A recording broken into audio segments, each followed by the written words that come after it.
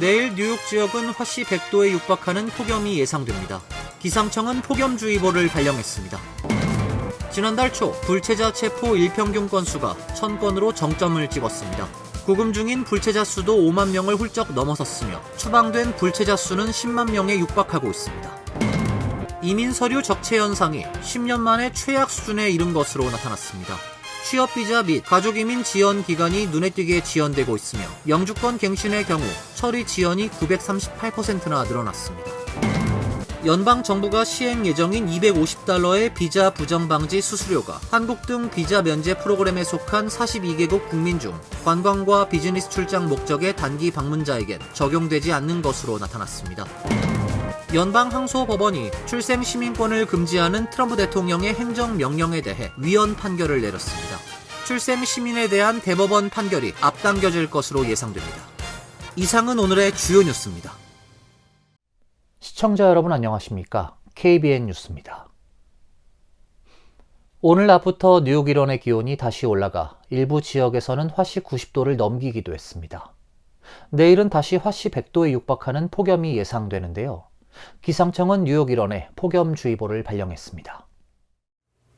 국립기상청은 내일 오전 11시부터 오후 8시까지 뉴욕, 뉴저지, 커네티컷 지역의 낮 최고 기온이 화씨 100도에 육박하는 무더운 날씨가 예상된다며 폭염주의보를 발령했습니다.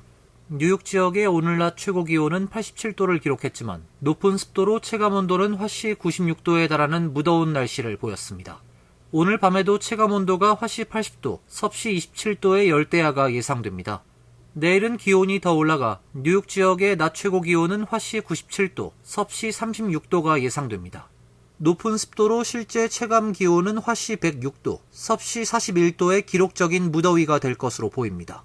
내일 저녁엔 강풍을 동반한 뇌우 소식도 있습니다. 짧은 시간 내리는 집중호우로 저지대 지역 침수 우려가 있으며 강풍으로 인한 피해도 예상됩니다. 뉴욕시 비상관리국은 낮 동안 충분한 수분 섭취를 당부하고 노인이나 에어컨이 없는 주민들에겐 도서관이나 복지시설 등에 마련된 쿨링센터 이용을 당부했습니다. 토요일도 무더운 날씨가 이어지겠지만 구름이 많아지면서 기온이 다소 내려갑니다. 일요일은 오후에 소나기가 내릴 것으로 예상됩니다. 지난달 초 불체자 체포 일평균 건수가 1000건으로 정점을 찍었습니다. 트럼프 대통령 취임 이전 하루 평균 체포 인원 300여 명의 3배에 달하는 수치입니다. 구금 중인 불체자 수도 5만 명을 훌쩍 넘어섰으며 추방된 불체자 수는 10만 명에 육박하고 있습니다. 학계와 시민사회계 공동 프로젝트인 추방데이터 프로젝트가 정보공개법에 따른 청구 소송 등으로 입수한 데이터 세트를 분석한 자료에 따르면 작년 6월 말부터 트럼프 취임 직전까지 IC의 일평균 체포 건수는 250에서 300명 수준에 불과했으나 트럼프 대통령 취임 후 몇 주 만에 그 3배 수준으로 급격히 늘었습니다.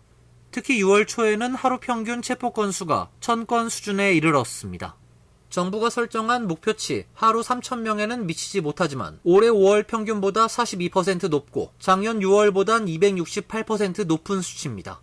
특히 6월 4일엔 IC에 체포된 인원이 단 하루 만에 거의 2000명에 달하기도 했습니다. 일평균 체포 건수는 6월 초순에 정점을 찍은 후 감소했으며 6월 하순엔 800에서 900명 수준을 기록하고 있습니다. IC가 구금 중인 인원은 작년 6월 말부터 트럼프 취임 전까진 4만 명에 미달하는 수준으로 유지됐으나 트럼프 2기 취임을 계기로 급격히 늘어서 올해 6월 26일 기준으로 5만 8,100명에 이르렀습니다. 추방된 불법 이민자 수도 10만 명에 육박하고 있습니다. 지난 6월 26일까지 추방된 불법 이민자들을 행선지별로 보면 멕시코가 63,230명으로 가장 많고 과테말라 14,909명, 온두라스 12,530명, 엘살바도르 5,080명 등입니다. 이들 중 약 8,100명은 불법 이민자 본인의 본국이 아닌 다른 나라들로 송환돼 국제법 위반 논란이 되고 있습니다.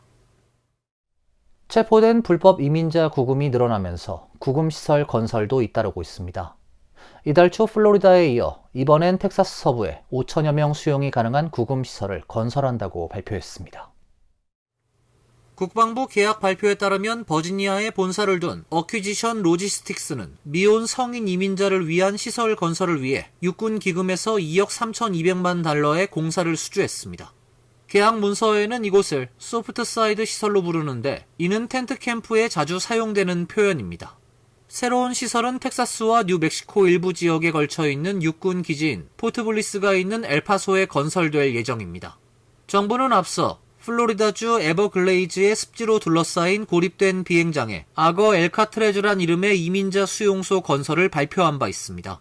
도널드 트럼프 대통령은 최근 불법으로 국경을 넘어오는 불법 이민자 수가 급감했지만 국경 및 이민 단속 활동에 1,700억 달러를 책정하는 법안에 서명을 했습니다.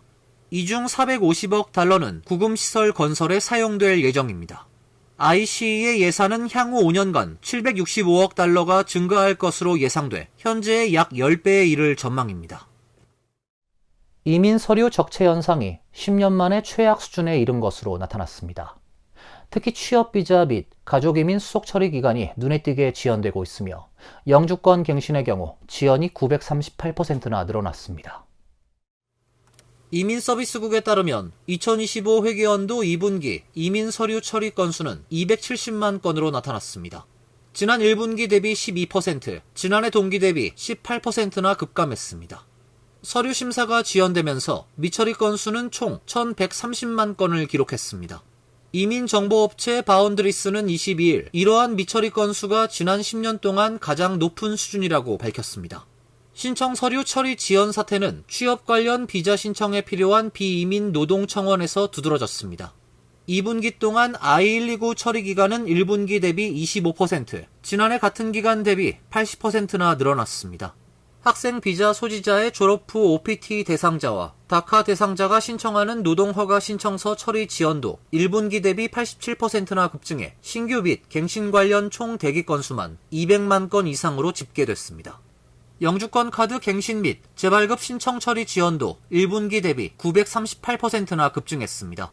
기존엔 영주권 카드 갱신 및 재발급에 평균 서너 개월 소요됐지만 2분기 들어서는 역대 최장인 8개월 이상 걸리는 것으로 나타났습니다. 미처리 건수가 쌓이면서 관련 처리 시간은 더 늘어날 것으로 전망됩니다. 연방 정부가 시행 중인 $250의 비자 부정 방지 수수료가 한국 등 비자 면제 프로그램에 속한 42개국 국민 중 관광과 비즈니스 출장 목적의 단기 방문자에겐 적용되지 않는 것으로 나타났습니다.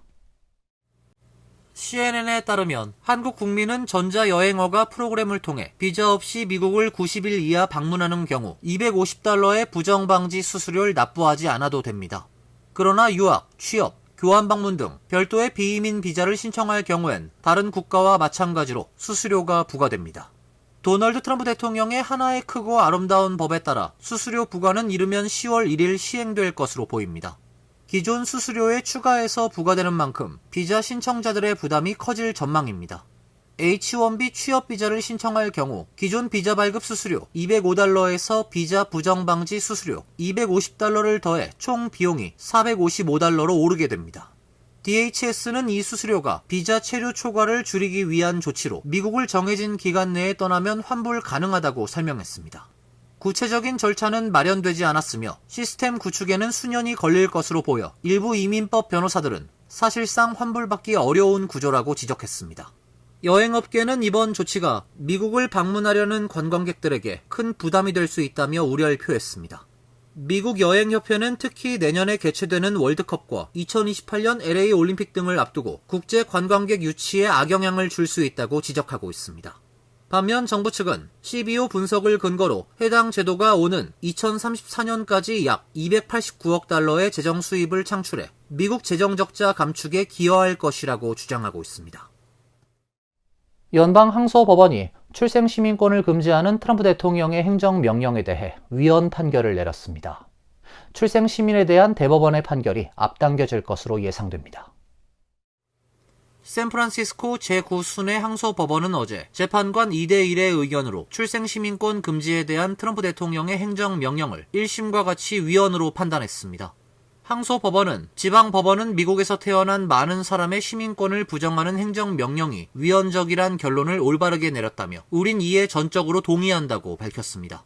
앞서 지난 2월 워싱턴주 연방지방법원은 트럼프 대통령의 출생시민권 금지 행정명령에 대해 명백히 위헌이라며 효력을 중지한 바 있습니다. AP통신은 항소법원 판결은 지난달 28일 연방대법원이 해당 행정명령의 전국적 효력 정지를 제한하는 결정을 내린 이후 항소법원이 트럼프 행정명령의 합법성 여부를 판단한 첫 사례라고 전했습니다. 트럼프 대통령은 지난 1월 20일 취임 직후 미국에서 불법으로 체류하거나 영주권이 없는 외국인 부모에서 태어난 자녀에 대해 출생 시민권을 금지했습니다. 행정명령 직후 민주당 소속 주지사가 이끄는 22개 주와 워싱턴 DC가 위헌 소송을 제기했고 일부 하급심 법원은 행정명령에 문제가 있으며 그 효력을 중단하란 가처분 결정을 내린 바 있습니다. 이번 항소법원의 판결로 트럼프 대통령의 행정명령에 대한 위헌 여부가 대법원에서 보다 신속하게 다뤄질 가능성이 커졌습니다. 컬럼비아대가 차별금지법 위반 등으로 빚어진 행정부와의 분쟁 종식을 합의했습니다. 대학 측은 독립감시기관을 만들어 지침 준수 여부를 평가하기로 했고, 정부는 지급을 중단했던 지원금을 다시 복원하기로 했습니다. 컬럼비아대가 어제 차별금지법 위반 등으로 빚어진 정부와의 분쟁 종식 합의금으로 3년간 2억 달러가량을 지불하기로 했습니다. 이번 합의에 따라 공동선정 독립감시기관이 컬럼비아대의 입학 및 교수 채용 관련 지침 준수 여부를 평가하게 됩니다. 반면 정부는 지난 3월 컬럼비아대에서 회수했던 수억 달러 규모의 연구 보조금을 거의 전액 복원할 예정입니다. 컬럼비아대 클레어 신먼 총장 대행은 이번 합의는 지속적인 연방정부의 감시와 제도적 불확실성이 지속된 이후 중요한 진전을 의미한다고 말했습니다. 중요한 것은 이 합의가 학문적 우수성과 학문적 탐구를 위한 필수 조건인 독립성을 보호한다는 것이라고 주장했습니다. 트럼프 대통령은 트루스 소셜에 컬럼비아대가 옳은 일을 하기로 동의했다며 컬럼비아대가 터무니없는 DEI 정책을 폐지하고 오로지 성적 우수자만을 기준으로 학생을 입학시키며 캠퍼스 내 학생들의 시민적 자유를 보호하기 위해 노력할 것이라고 밝혔습니다. 한편 정부와 하버드대의 갈등은 아직 해결되지 않고 있는 가운데 국무부가 하버드대를 상대로 교환 방문자 비자 보증 자격을 유지할 수 있는지를 결정하기 위한 조사에 착수했습니다. 마코 루비오 국무장관은 어제 성명을 내고 교환 방문자를 보증할 수 있는 특권을 유지하기 위해 보증기관은 모든 규제를 준수할 의무가 있다며 하버드대를 상대로 한 조사 착수 방침을 밝혔습니다. 연방정부가 만성질환 등을 유발하는 것으로 알려진 초가공식품의 정의와 범주에 관한 공개 논의를 시작했습니다. 보건복지부 FDA, 농무부는 어제 보도자료를 통해 초가공식품에 대한 연방정부 차원의 통일된 정의를 확립하는 데 필요한 정보와 자료를 수집하고자 공동정보 요청을 발표한다고 말했습니다. 초가공식품은 복잡한 공정을 거쳐 천연식품을 기름, 단백질, 전분 등의 성분으로 분해하고 맛, 질감, 보존기간 연장 등을 위해 이를 다시 화학적으로 변성하거나 각종 첨가물을 집어넣은 식품을 말합니다. 과자, 햄, 냉동식품 등이 대표적입니다. 연방정부가 초가공식품의 기준을 세우겠다고 밝힌 것은 로버트 케네디 주니어 보건복지부 장관이 도널드 트럼프 대통령의 미국을 다시 건강하게 캠페인의 일환으로 해석됩니다. 정부가 초가공식품 사용 제한을 압박하자 코카콜라는 올 가을 미국 시장에 사탕수수에서 추출한 설탕을 사용한 콜라를 내놓을 계획입니다.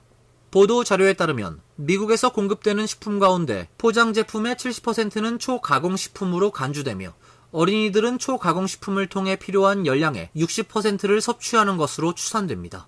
이들 기관은 수십 건의 과학 연구에서 초가공식품 섭취와 심혈관 질환, 제2형 당뇨병, 암, 비만, 신경질환 등 다양한 건강 문제 간의 연관성이 밝혀졌다며 초가공식품 과다 섭취 문제를 해결하는 것은 미국을 다시 건강하게의 핵심 요소라고 주장했습니다. 이어서 간추린 소식입니다. 교육부가 학자금 대출 소득 기반 상환 옵션 중 하나인 IBR 플랜에 가입한 대출자들의 학자금 대출 탕감을 일시적으로 중단했습니다.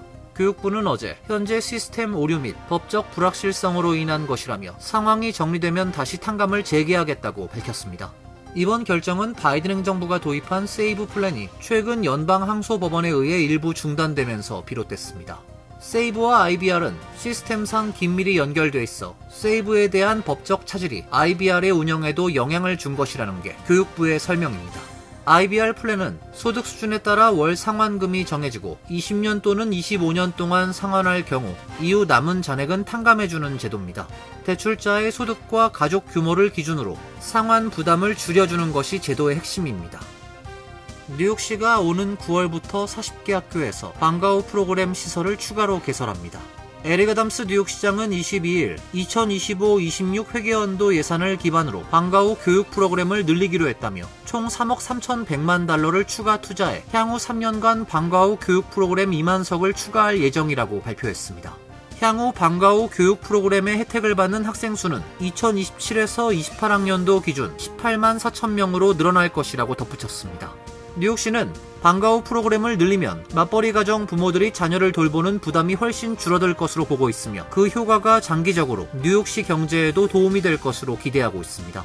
이번에 프로그램을 신설하게 된 40개 학교는 해당 지역의 경제 상황, 교육 서비스 격차를 복합적으로 파악해 선정됐습니다. MTA가 뉴욕시 총 12개 전철역에 엘리베이터를 새로 설치해 장애인과 노약자 등 교통약자의 접근성을 높이겠다고 밝혔습니다.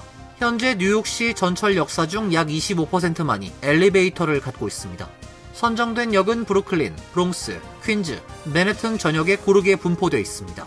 캐시 호컬 주지사는 모든 뉴욕 시민은 접근 가능하고 안전하며 신뢰할 수 있는 대중교통 시스템을 누릴 자격이 있다며 더 나은 전철을 이용할 수 있도록 실질적인 진전을 보인 것이라고 평가했습니다.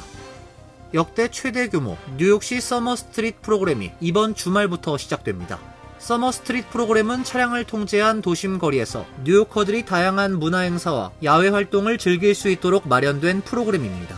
26일엔 퀸즈와 스태튼 아일랜드에서 프로그램이 진행되며 내달 2일, 9일, 16일엔 맨해튼에서 그리고 내달 23일엔 브루클린과 브롱스에서 프로그램이 실시됩니다. 따라서 이번 주 토요일 퀸즈 롱아일랜드 시리 일대는 버논 블러바드 44 드라이브에서 30로드 구간 차량 통행이 제한됩니다. 프로그램이 운영되는 날엔 시리바이크 앱에서 프로모션 코드를 입력하면 시리바이크 무료 이용이 가능합니다.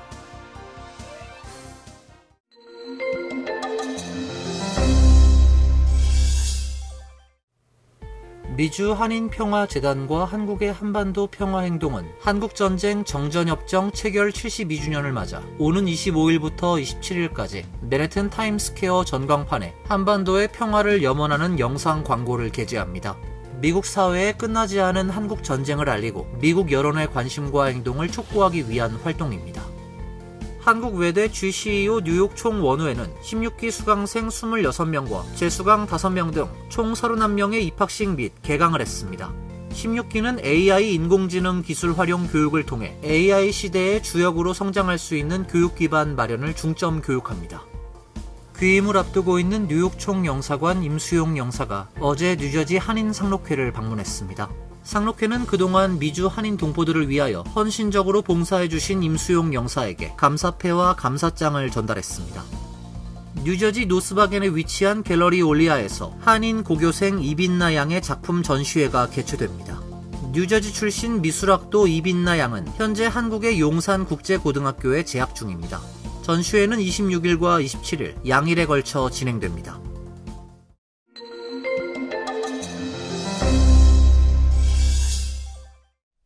환율과 증권 소식입니다.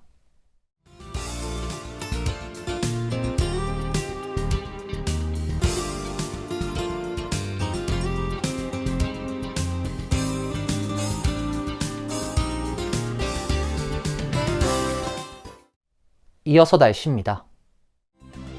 내일은 기온이 올라가면서 무더운 날씨가 예상됩니다. 오후 늦게 강풍을 동반한 뇌우도 예보되어 있습니다.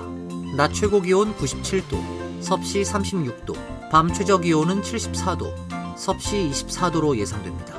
토요일은 대체로 맑은 가운데 한두 차례 소나기가 내리겠습니다. 일요일은 다시 구름이 많아지겠습니다. 이상으로 KBN 뉴스를 마칩니다. KBN과 함께 즐거운 시간 되시길 바랍니다. 미 동부 최대 한인방송 KBN이 제작하는 KBN 뉴스는 웹사이트 mykbn.com 그리고 유튜브와 페이스북에서 다시 보실 수 있습니다. 좋아요, 구독, 알림 설정은 뉴스 제작에 큰 도움이 됩니다.